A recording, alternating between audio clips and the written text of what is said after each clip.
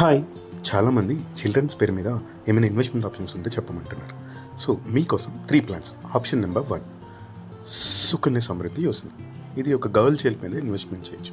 దీంట్లో minimum investment వచ్చి 250 rupees, maximum మనం ఎంతైనా చేయొచ్చు.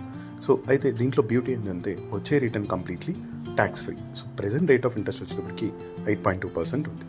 ఆప్షన్ నెంబర్ 2, సో ఈ కాలంలో అందరికీ గోల్డ్ బాగా పెరుగుతుంది కదా. సో అదే గోల్డ్లో మీరు ఇన్వెస్ట్మెంట్ చేయాలంటే గోల్డ్ మ్యూచువల్ ఫండ్స్ ఉంటాయి, అలాగే గోల్డ్ ఈటీఎఫ్స్ ఉంటాయి.